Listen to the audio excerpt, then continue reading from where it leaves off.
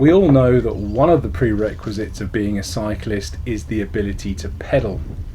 In fact, that's kind of where the name comes from, as our legs do exactly that. But within that, there's a whole world of difference in actual pedaling technique, ranging from the very clunky and jerky to the beautifully smooth and controlled. Even the pedaling styles of the pros varies wildly. Just take a look at the baby bird trying to take off style of Chris Froome and the fluid, almost poetic style of Bradley Wiggins. Chalk and cheese.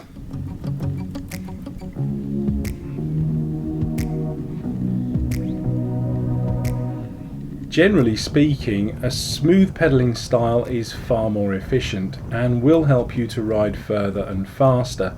But how do you develop this skill? Well, like most things in cycling, it all starts with a correctly fitting bike. The bottom line is that you will never achieve the optimum pedaling technique if your saddle is too high or too low. It's just never going to happen. You will either be overstretching or bobbing up and down like a bucking bronco at a cheap rodeo. A good bike fit can take a couple of hours, but a very quick way of getting your saddle to roughly the correct height is to rest your heel on the pedal when it's at the 6 o'clock position and your leg should be fully extended. If it isn't, raise or lower your saddle accordingly. You will also need to have the saddle at the correct fore and aft position so that your knee is directly above the pedal axle when it's at the 3 o'clock position.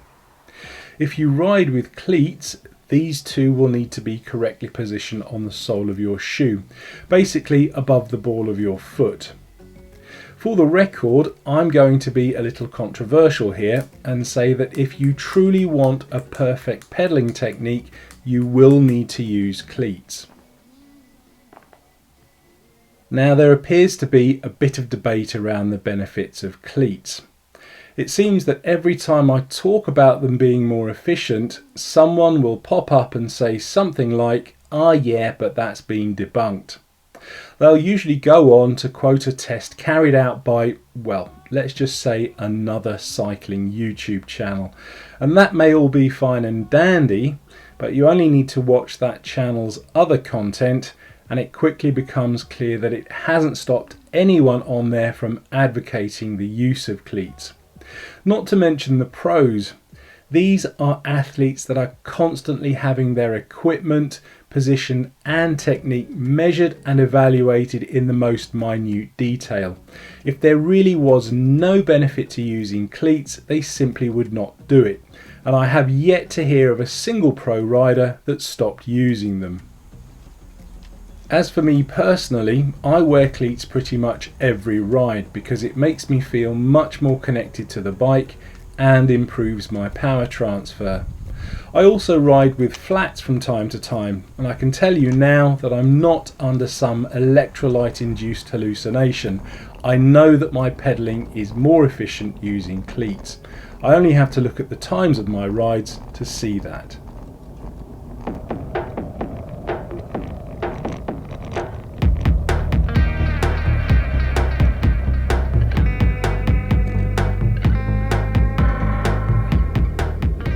Okay, so that's the ranting done and the basic biomechanics in roughly the correct positions.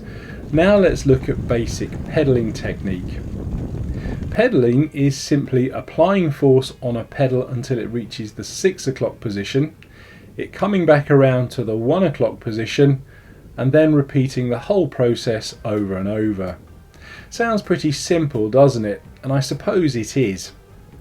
For me though, the thing that makes it complicated is the speed at which it all happens, and this is determined in part by the gradient of the road you're cycling on and your gear selection.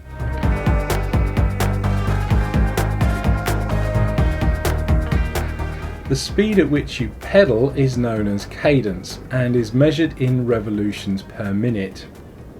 Many cycling computers can measure and clearly display this, and for me personally, it's one of my most important metrics. It's worth noting here that not everyone pedals at the same natural rate. Some will be quite slow, so between 60 and 80 revs per minute, while some might be quite a bit faster.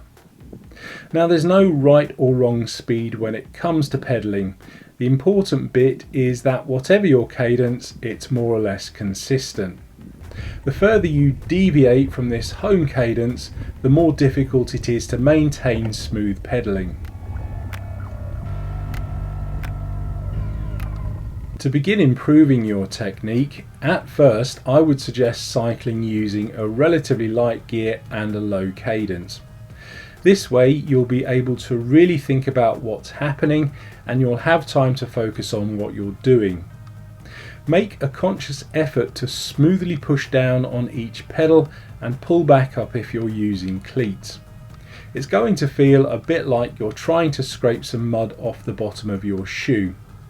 It may help to try one-legged pedaling, either on the road or on a turbo trainer. The emphasis here is on smooth, fluid movements and trying to eliminate any dead spots. If it helps, try to think in complete circles. Once you feel that you're able, slowly start to increase your cadence until you approach your normal pedaling speed. When you're confident that you're pedaling smoothly throughout each pedal stroke, then try some sessions where you pedal much faster than your regular cadence, so for example over 100 revs per minute. This faster pedaling will highlight any weak spots in your technique and give you the opportunity to correct them.